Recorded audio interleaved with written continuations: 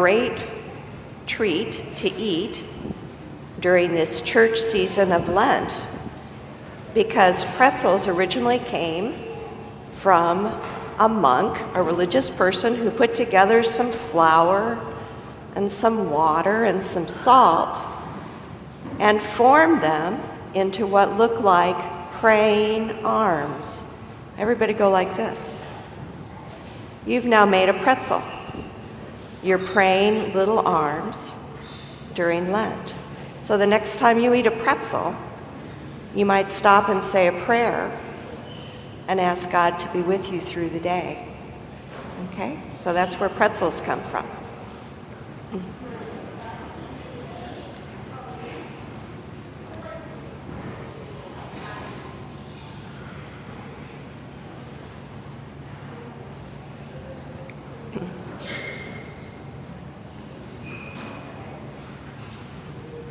So good morning, friends. We begin as we usually do when we have chapel, although today we're just going to have a brief song and a prayer before your Lutheran Schools Week program.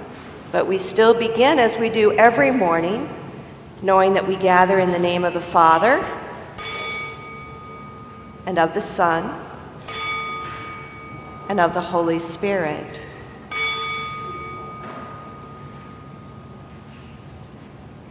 Will you please stand?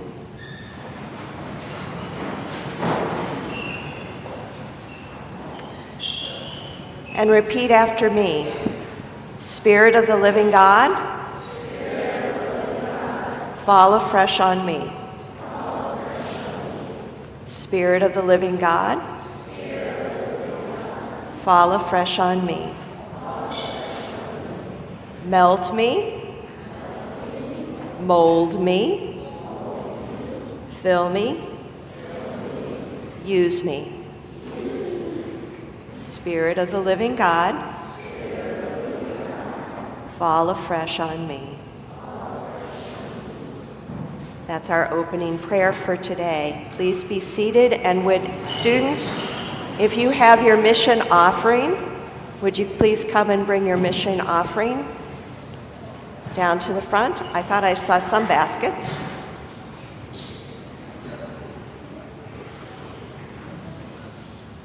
Go ahead and put them over there.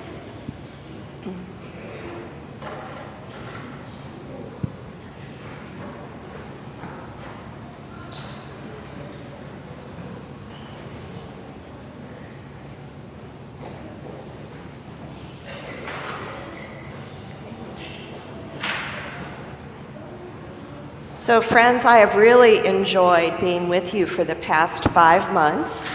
I am ending my time as the temporary pastor here at Atonement. And so today is going to be my last day here in chapel with you. Thank you. Thank you.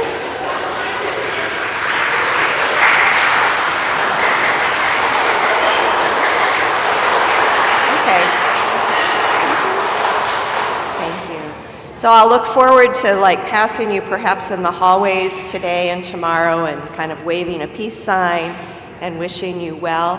The new pastor, Pastor Delaney, will be here in a couple of weeks, and I know that you are going to enjoy getting to know her and that she will continue to bring you the good news of God's great love for us in Jesus Christ. So I invite you to receive this blessing. May the Lord bless you and keep you. The Lord make his face shine upon you and be gracious to you. The Lord look upon you with favor and give you peace. Amen. Have a great day, everyone, and I'll see you in the hallways.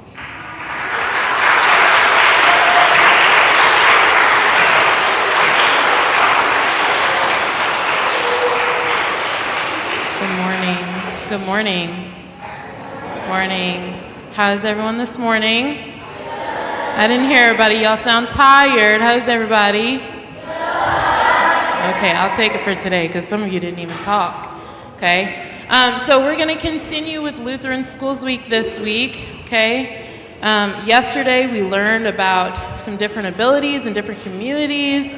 We had the Renaissance Fair, the fire department. Okay. We had lots of people here to share their abilities, their different abilities, and how they serve the community. So today, we're going to learn how we're connected through different cultures. Okay, we have 3 people here with us today who are going to share about their culture. Okay, I expect, obviously, that you are respectful. Okay, and that you show respect. Okay, yeah. Okay, so I'm going to hand it over to Ms. Tisdale, and she's going to introduce our first speaker. Good morning, everyone. Okay, so our first speaker is Dr. Lynn. I'm going to let her come on up so she can introduce herself. She's going to share about her culture, her background, and I think you guys will really enjoy it because I'm excited that she's here.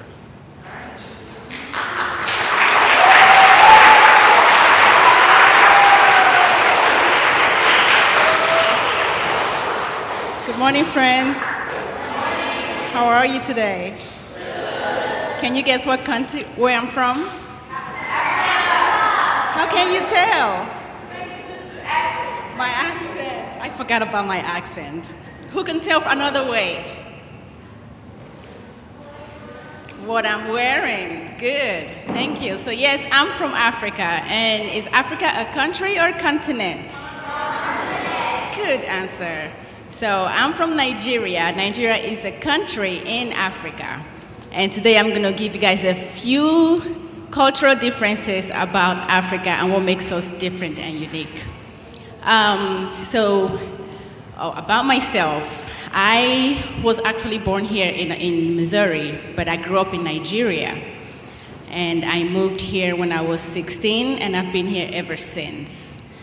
I am currently working in the area. I have 2 small boys around your age. I also manage the African Chamber of Commerce. When you grow older and get into the business world, you'll find out about the African Chamber of Commerce. But right now, we're here to educate you. So I will start by asking, how many countries do you think Africa has? How many countries? You can say it out. That's close. 53 is close. 54. Africa has 54 countries. Can you imagine how big it is? You can go to the, oh, there it is. You guys see the map? We have Northern Africa, Southern Africa. I'm from West Africa, and then we have East Africa. Africa currently has 1 billion people. 1 billion people, I heard you. That's a lot of people, isn't it? Yeah. And then my country, we're the largest country in Africa. Not in mass geography, but in population. We're about 200 million people in Nigeria. That's still a lot of people, right? Next slide.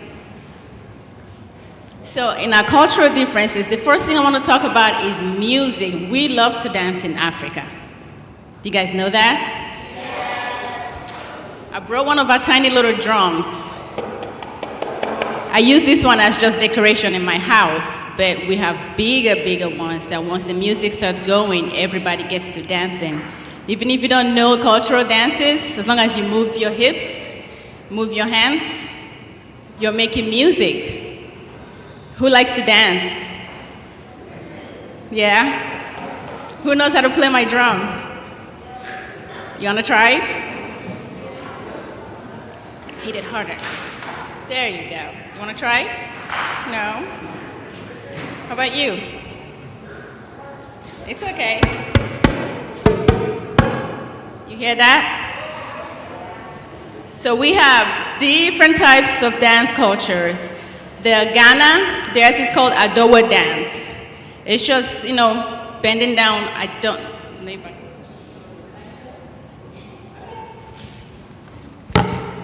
So for the Adowa dance, when the music starts playing, the women get lower on their knees, right? And just move. You move and you go with the music. The same with Nigeria, my country. The men, you move pretty much everything in your body. You're very athletic because we're always dancing, moving. The Kenya Masi dancers, it's just jumping. A lot of jumping. I don't want to do that because I'm in heels, but it's fun. If you ever get to YouTube, if you guys are on YouTube like my kids, maybe not, but Google African dances. You see how these people, how we express our joy, our happiness, our sadness through music and dancing, okay? If you don't have African drums such as these, you can use your mom's pots and make some music and just dance, okay? Do you have a question? Yes.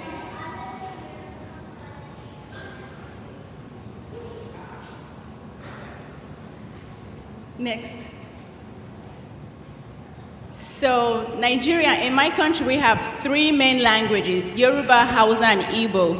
But that country, my country is so large that we have 520 languages. Like my young friend says, she speaks English. English is our main language, but I speak another language, and the neighbor in the next village speaks a different language because we have 1,000 tribes, ethnic groups. It's a lot of different languages. Yes, sir? Sure. I'm going to say kedu. Kedu is hello. So you can go home today and tell your family you learned Igbo. It's I-G-B-O, that one. Igbo says kedu. K-E-D-U. I don't know why I moved that. K-E-D-U. Kedu. That's hello. Okay? Who here likes rivers and water and swimming and all that? Do you know the longest river in the whole world is in Africa? You guys learned that in school? Good, good, good. We can go to the next slide. Ooh, food. Who loves food? So this food is from my country, Nigeria. It's called egusi soup and fufu. All of our food we eat with our hands. You can use fork and knife, but if you use your hand, it makes a difference because you get to go deep into the food, into the soup, into the meat, and enjoy it without trying to be cute with the fork and knife. Okay? In Ethiopia, their main dish is like a big plate with small little dishes. The same thing, they eat with their hands. They go in, out, grab some food and eat. And that's from Kenya. Also a whole bunch of food piled on one plate and you get to eat. Eating with fork and knife is fine, but eating with your hand makes it a whole lot more enjoyable. Another fun fact, did you know Africa has a dinosaur? Who here likes dinosaurs? It's called Nigersaurus. It was in Niger many, many years ago, 110 million years ago, Nigersaurus. And then South Africa. Has anybody here been to South Africa? Who wants to go to South Africa? I want to go to South Africa too. So South Africa has the largest airport in Africa, as well as the most visited city in Africa, Johannesburg. And South Africa has the largest stadium, sports stadium. Any sports fans here? The largest sports stadium in Africa is in South Africa.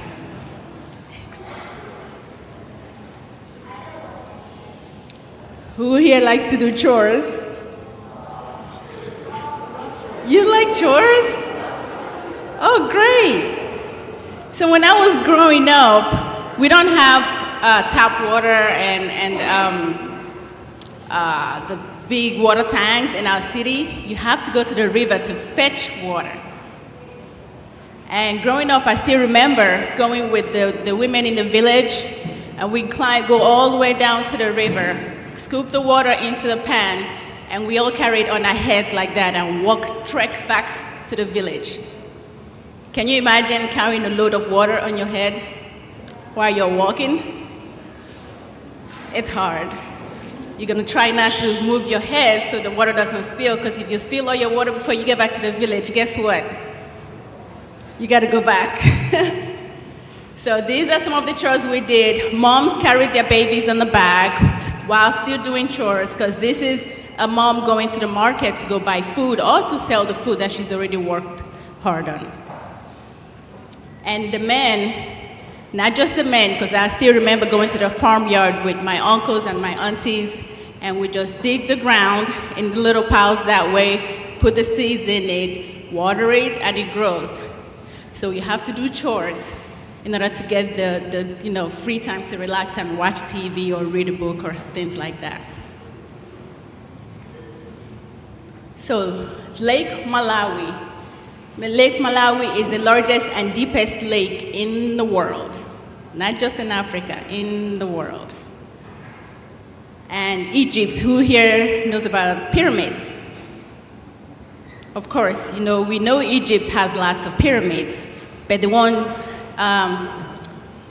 Great Pyramid of Giza is known as one of the wonders of the ancient world, and it's still standing today. So if you decide to make a trip to Africa and Egypt is where you want to go, try and stop and look at the Great Pyramid of Giza, okay? Put it on your bucket list.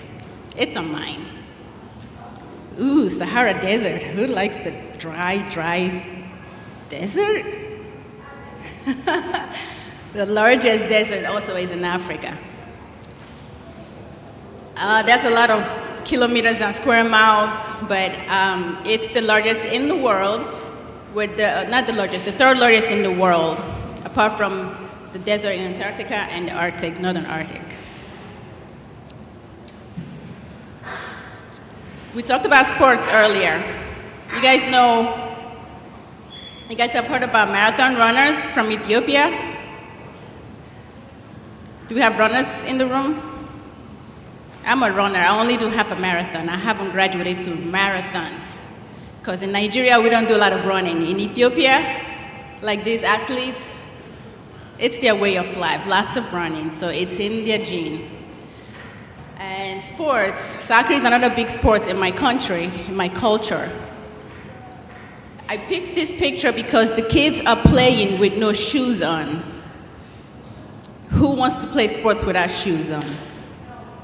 You want to play sports without shoes on? You'll be able to, yes, you'll be able to, but it's hard. Because, our feet is used to wearing shoes and comfort. But playing in sports with no shoes, it's fun, but it hurts.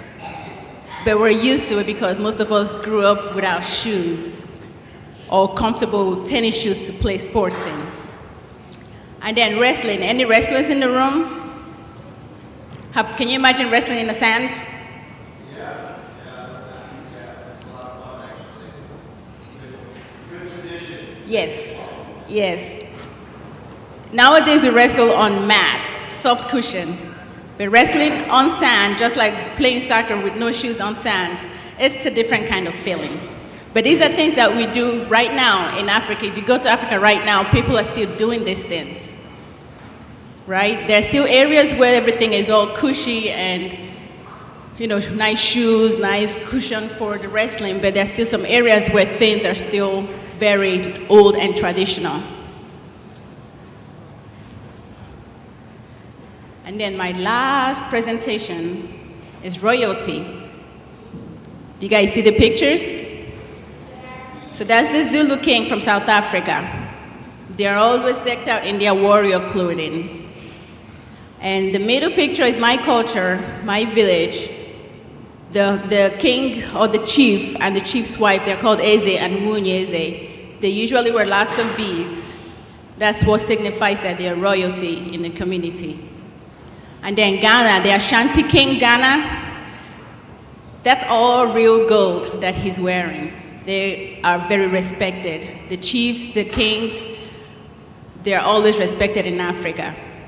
I know the only kings that and queens that we know now are Queen of England or Queen of Britain. Queen of England, my apologies. But Africa still has lots of royalty that are still functioning till today. So that's the most I can tell you all in a short period of time about my culture. All these things still happen right now. If you go to Africa, you get to see royalty. You get to eat food with your fingers. You get to run around with no shoes on. You get to play in the sand. You know, you get to even see safari animals. I use some of the animal pictures there because there are still animals everywhere.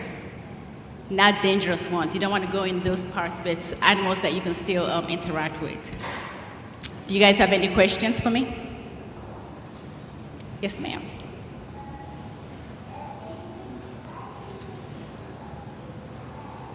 Sometimes because it's easier to run around with barefoot, and sometimes those kids don't have shoes to wear. I know. You always have shoes on, right? Yeah. Sometimes those kids don't have shoes to wear. Yes, sir. You like to play sports?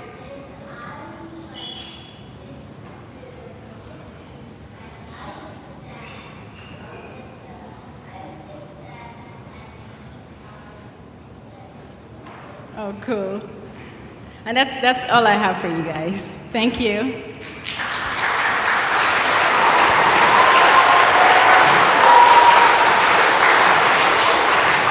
Wow, that was so cool. So, thank you so much, Dr. Lynn. I learned a lot. That was great. Our next speaker is actually a former student of mine. She is now grown and can tell you that I'm actually nice. Thank you very much. Okay? Because some of us, anyway. She's a former student of mine. She's from Thailand. She's going to share a little bit about her culture, where she comes from, the different traditions that they have. So her name is Emma. So if we can give her a big round of applause.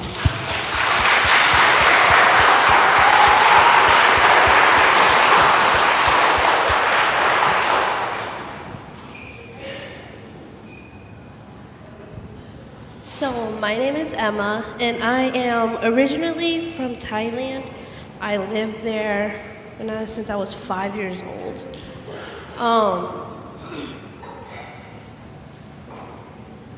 So can anyone tell me where Thailand is from? No. It is from Asia. So where I am from the southwest of Asia. And in Thailand, we have multiple regions and religions. So where I'm from, some people worship Buddha and some worship God. So where I am from, I worship Christianity. And then we also have different flags.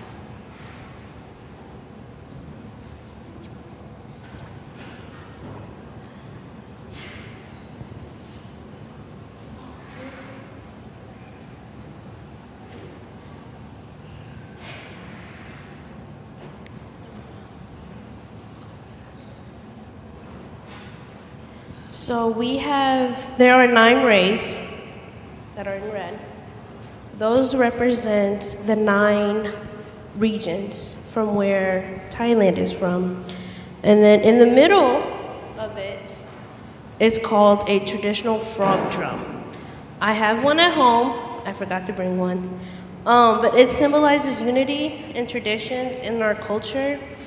Also in our culture, just like the African culture, we also eat with our hands.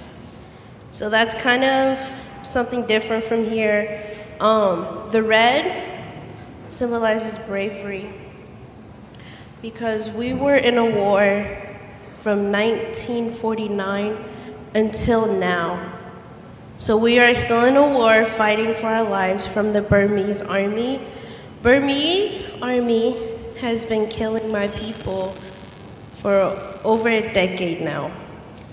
And luckily, my mom and my grandparents and all my family escaped. I My mom was 19 when she had me, and she was pregnant with me when she ran away from the Burmese to flee from Thailand. The white symbolizes purity and serenity, because we are living in peace. And the blue represents honesty, because we are honest to our nation, and we pretty much have been honest and loyal to it.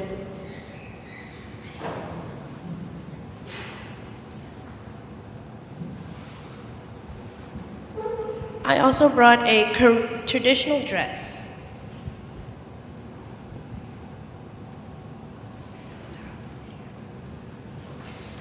So this dress symbolizes, well, to me, it's like my tradition, my culture. And we dance in this dress.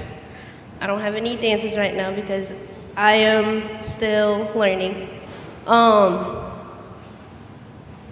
And we have different colors, dresses. So white represents like traditional culture. We have also black, green, blue, pink, whatever color.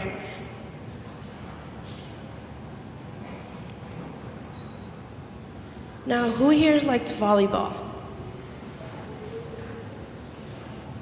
So we have a thing in the current culture. It's like volleyball, but you play with your feet. It's kind of like soccer, but you kick it over the net, and the ball is made out of bamboo.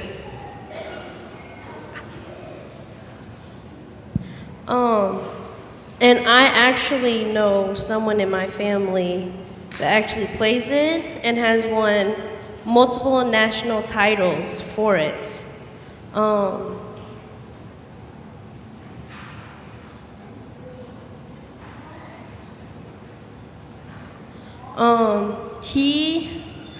He is my uncle.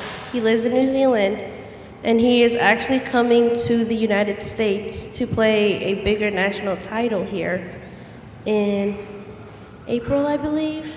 So I'm excited to see him play. So our culture has different regions. I am from a northern region of Thailand called Opia. So we have that region. We are north of Bangkok. And from Thailand to Bangkok, or from where I live to Bangkok, it is like, I think, a 15-hour drive to get from here. And the thing is, you know how here we have cars? There, we don't have cars. We either walk or go on motorcycles. So those are like the two main things that we do. I'm gonna speak for myself right now. My mom, well,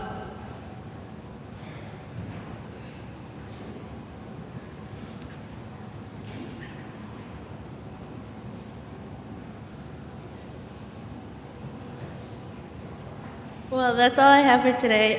If you want to learn more,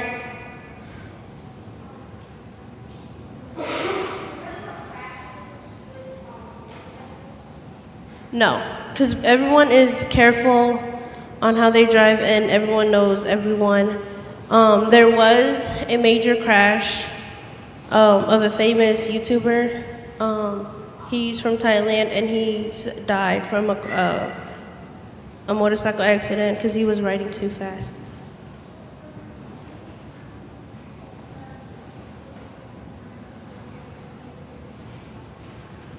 Yes, we do learn how to drive a car once you move to the United States.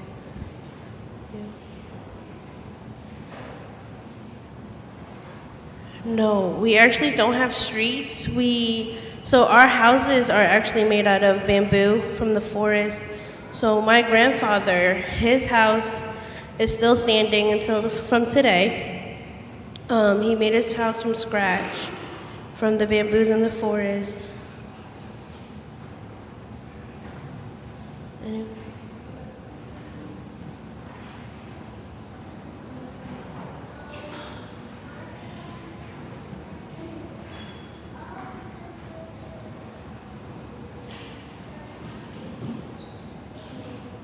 So we actually don't have bricks or anything from where I live. But if you go to Bangkok, Thailand, they have like tall skyscrapers and all that. The motorcycles do have brakes.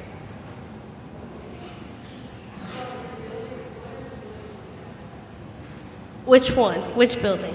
The one in Bangkok, Thailand? Those are made out of concrete, just like here. They're made out of concrete.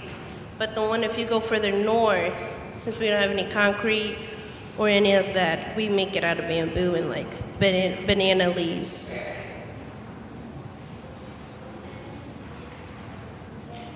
So in Thailand, we have 2 seasons, summer and rain.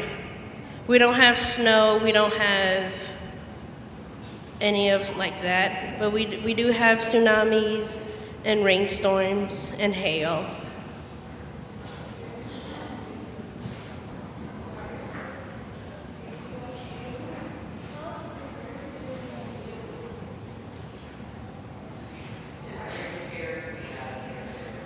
Yes, our stairs are also made out of bamboo. So during the rainy seasons, some houses are like really, really tall, because during that season, the streets get flooded. So we have to go by boat to get it.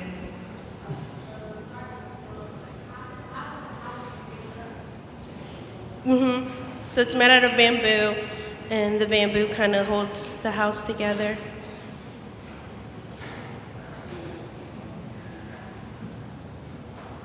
Can we give it up for her one more time, please? Thank you. Thank you. All right, our next speaker is a friend of a friend. She is going to talk to us about the Hispanic/Latino culture. So let's give her a big round of applause.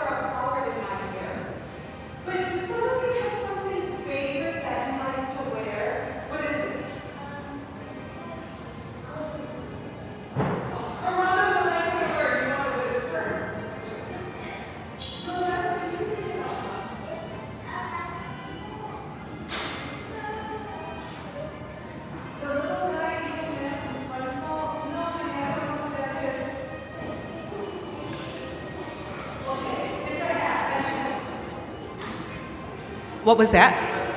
Oh, you are? Oh, thank you. I know a lot of you have your hands up, but I have only 15 minutes and I have a lot to say. So if we have time, I'll ask you again later. So my signature is my flower in my hair, because I'm a traditional Mexican dancer, and we always wear flowers in our hair when we dance. So let me tell you a little bit about me. My mother was born in Mexico in the state of Zacatecas, which is in the north central part of Mexico. But my father was born on the island of Puerto Rico. Where's Puerto Rico? Yes. It's in the what? It's in the Caribbean. You know where Florida is? Puerto Rico is 1,000 miles southeast of Florida, Miami, Florida. It's a very rich culture, but today I'm going to focus on Mexico, if that's okay, because I'm a daughter, so I tend to learn a lot from my mom, and I want to thank you and thank your friend, Miss Becca, for inviting me, because it's always an honor to talk about my mom and dad, because they're no longer with us. So every time I have a chance to share my culture, it's a tribute to them. It's like I feel their presence, so they're always with me. So instead of being sad because they're gone, I smile because they taught me so much. All right, so you don't teach Spanish at Atonement Lutheran, but I'm going to give you a quick Spanish lesson. You all know the ABCs, yes. Well, no, you're saying no. In our alphabet, we have 4 extra sounds. We have the letter C, pronounced se, but we also have the CH, which is pronounced che, like Chiquita, Chicago, China for China. So that's the first sound. The second sound that we have is the double L. A single L is pronounced L. Can you say L?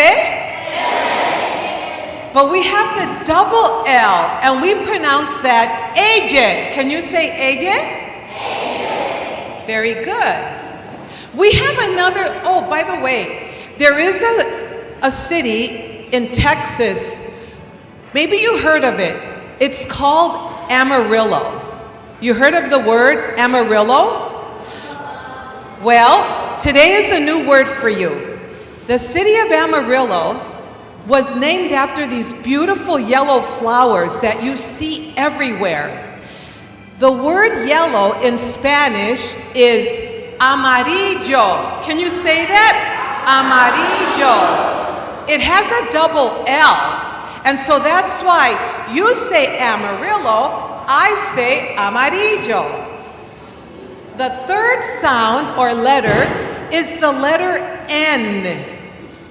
In Spanish, we pronounce the letter N, N, N. But when you put a little snake over it, the tilde, then it's pronounced Ñ. How many of you have ever heard about a piñata? Okay, good. You say piñata. It has the ñ with the little tilde. But if you took that away, it would just be pinata. And you wouldn't know that it's a piñata because you said pinata.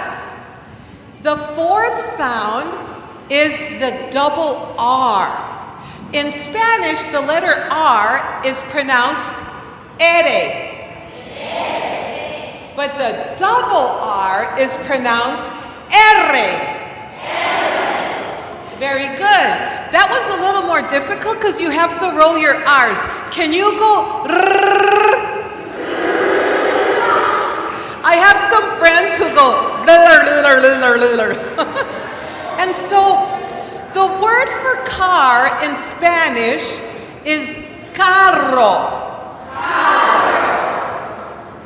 The word for dog is perro. Very good.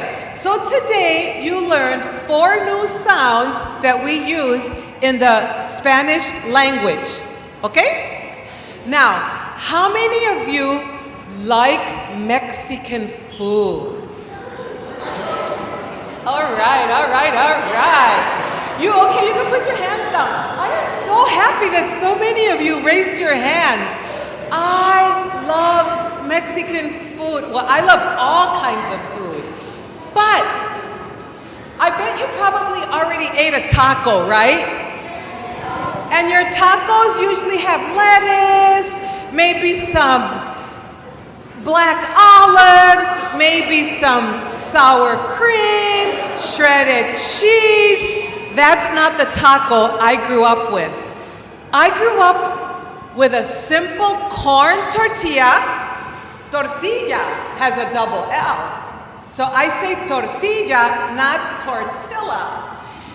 Corn tortilla with a little bit of ground beef and little pieces of white potato. That was my taco. And then sometimes my aunt would prepare it with the green herb called cilantro and a little onion and a little piece of lime. That was the taco I knew growing up until we started going out to eat. Then we learned that in the US, you add lettuce and tomato and onion and cheese and sour cream and salsa. That's all wonderful. By the way, speaking of salsa, there is a Mexican salsa called pico de gallo, another double L. Pico means like when a mosquito bites you, that's like a pico. Or if I have a needle and I prick you, that's, no me picas. That's a pico, you picked me, okay? You've seen roosters. Roosters? Well, I have a cousin in Puerto Rico that sharpens the back of their little feet and they have cockfights. The roosters, they have a fight. I don't care for that, but it's part of the culture.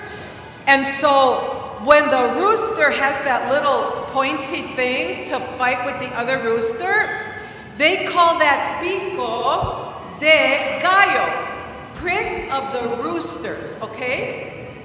Well, in Mexico, the salsa that we make, called pico de gallo, is also called salsa bandera, salsa of the flag. Because the Mexican flag is red, white, and green. Red is the tomato in the salsa, white is the onion, and green is the cilantro. But we like to make it spicy, so we add a green jalapeno. If you take this, some people went, ooh, I love jalapenos. When you take out the seeds, it's less hot. But if you leave the seeds in, it's hotter. And so we call that pico de gallo or salsa bandera. Now, the flag doesn't mean jalapeno, onion, and tomato. Red is for the bloodshed when they fought for their independence. One of your presenters mentioned their flag, white, is for purity. I believe you said that, your flag. And it also represents our religion and our faith. The predominant religion in Mexico is Catholicism, but there are other faiths. And green is for independence. Some people say it also represents the land that the people fought for to protect. And I didn't bring a flag today, but if you ever look on Google, the Mexican flag, you will see a huge eagle with a snake in his mouth, and he's standing on a cactus. Our ancestors, the Mayans, the Aztecs, and the Incas believed in different gods, and their gods told them that wherever they saw an eagle hovering over a cactus with a snake in his mouth, and if he stopped on the cactus, that's where they would build Mexico City. That is a true legend, and that is where the capital of Mexico lies today. So there's a lot of symbolism with our Mexican flag. By the way, I mentioned that the predominant religion in Mexico is Catholicism. I happen to be Catholic. I don't remember if my Lutheran friends made the sign of the cross. The sign of the cross. If you have a friend who's Mexican and they were born there, because a lot of people forget these traditions when they come to the US, we make the sign of the cross like this. See your index finger? Make it go like that. And see your thumb, cross it over. See, you just made a cross. So we go in the name of the Father, and of the Son, and of the Holy Spirit, and then we kiss our thumb. Amen. The next time you meet someone who's from Mexico, or you visit as a guest a Mexican mass, or a mass in Spanish, you will see people do that. It's very, very common. So now you learn something new. There is another food I have to tell you about. How many of you heard of fajitas? Oh, good. Okay, you can put your hand down. Fajitas are made of beef or chicken or vegetables. Faja is a skinny belt. When they make the meat for fajitas, they slice it in thin strips. And that part of the cow, if you looked at a cow, it's under the belly. So if a cow had a waist and you put a belt around it, in the lower part is where that skirt steak comes from. And so they replicated that and trimmed, cut the chicken into strips. And that's why they call it fajita, because faja is a faja, but a little belt is a fajita.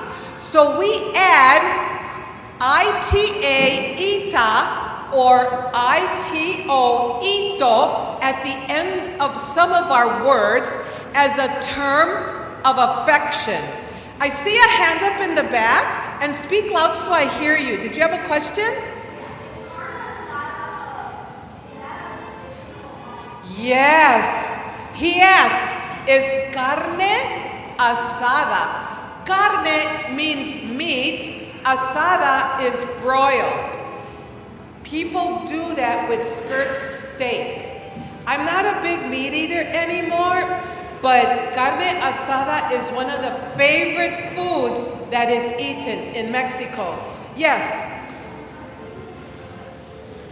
Empanadas are also a tradition. It's dough that is filled with meat or vegetables or cheese or potatoes. You fold it, and then you make a little decoration with your fork on the end, and you can either deep fry it or you can bake them, which is a healthier option. Is their hand up, or are you just yawning? Okay, last question until we're almost done. Yes? What's mine? All right. She asked what my favorite food was. I have a favorite Mexican food and a favorite Puerto Rican food, okay? My dad loved to make rice and beans. I know how to make my father's beans better than my mother's pinto beans. My father ate red beans, or northern beans. My mother made pinto beans. My mother doesn't use olives in her beans. My father does. So I love rice and beans, Mexican or Puerto Rican, and I love green chili chicken enchiladas. And speaking of enchiladas, that is a corn tortilla filled with meat or vegetables. You fold it, you put sauce on it, a little cheese and onion, and you bake it. Or people fry it sometimes. Well, how many of you have ever eaten a burrito? Okay, you can put your hands down. A burrito is a white flour tortilla or wheat tortilla. You fill it with meat, maybe beans, you fold it, and you eat it. You heat it up and you eat it. One day, a lady in the Southwest not in Mexico. She was in the kitchen making burritos for her guests.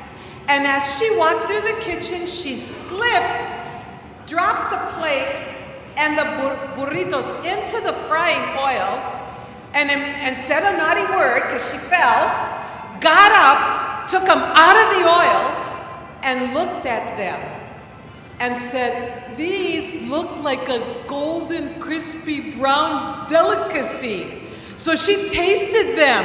Everything inside was melted and warm. And she said, "I'm going to offer this to my guests and see what they say." I'm not going to tell you the words she said when she fell, but from what she's expressed, the name for the fried burrito is called chimichanga. Okay? So, I'm going to share something else with you. Pardon me? About 2 more minutes. Okay. How many of you ever went to a party and you hit a piñata? Oh, you did? You go to parties? It's not just children that are from Mexico? Okay, you can put your hand out. What do they do before you hit the piñata? Just say it out loud. They blindfold you, okay, and they turn you around, and then what? They give you a stick, and then what? You hit it. Okay. You all have had a piñata. Well, guess what? This is my last story because I only have 2 minutes. The piñata is a sign of evil. And evil dresses itself in pretty colors, like piñatas. They're colorful, aren't they? They look like Superman, like Spider-Man. They lure you because what's inside? Yes, candy is tempting. If you've ever seen a piñata shaped like a star, it's like a round ball with 7 things coming out of it, 7 cones. It's like a star. Those 7 things represent the 7 deadly sins.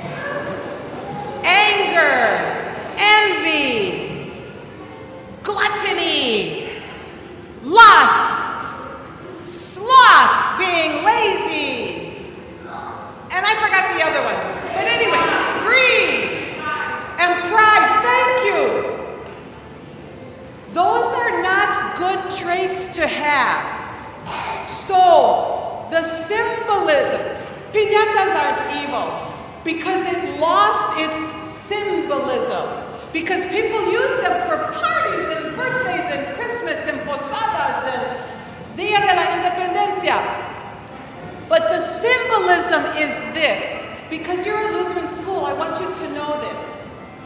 When you are blinded, you are weak, and you follow things that are not good. But when you are strong in character and faith, it doesn't matter if they blindfold you.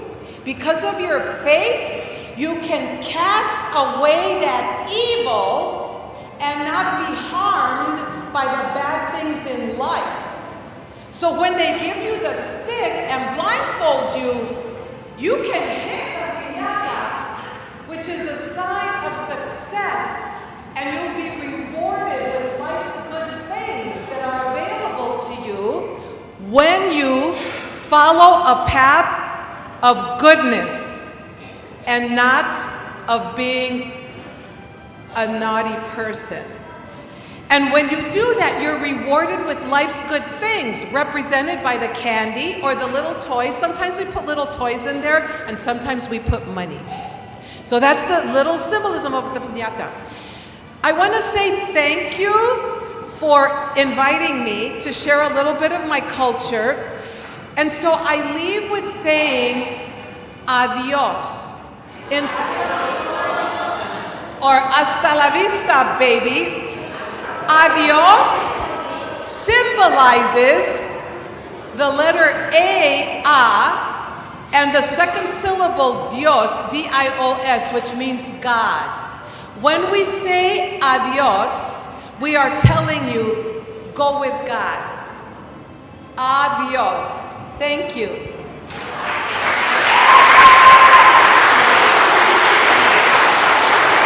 Oh, thank you.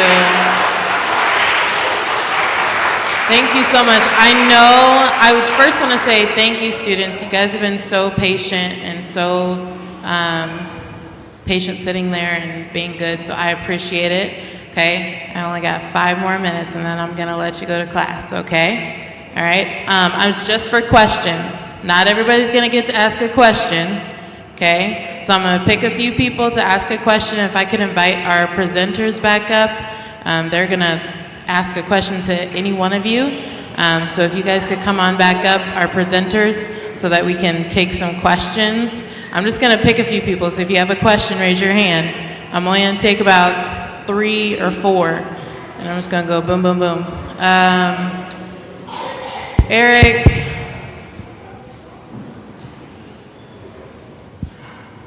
Princess.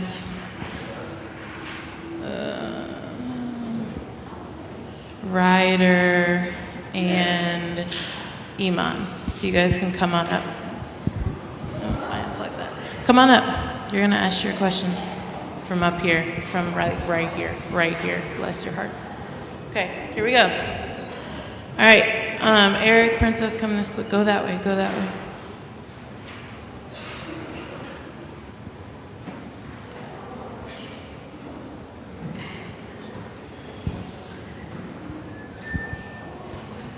You. Me. I forgot. Sorry. Dr. Lin, I have a question. Yes, sir. So, in Nigeria, do they have any, like, traditional, like, songs that they play to dance to? Yes, we have traditional songs. I'm trying to think one that I can sing right quick. Okay, I'll sing this one. Imela o, imela o, imela Chineke obioma, imela o. I'll just say thank you, God.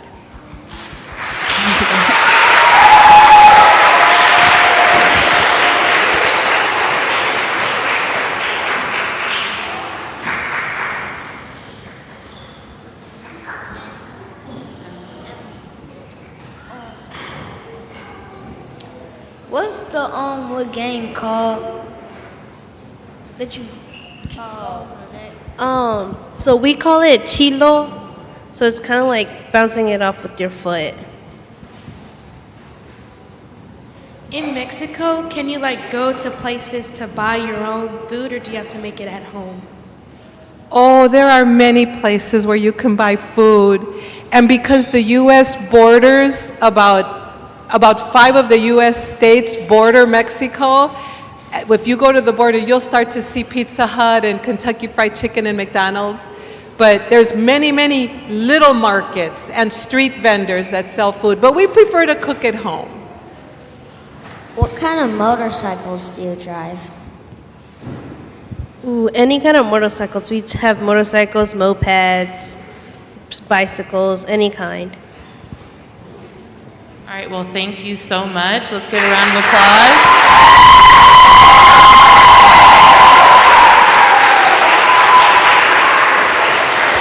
So thank you guys so much. I'm going to go ahead and dismiss you guys. Have a wonderful day. Have a wonderful day. You guys are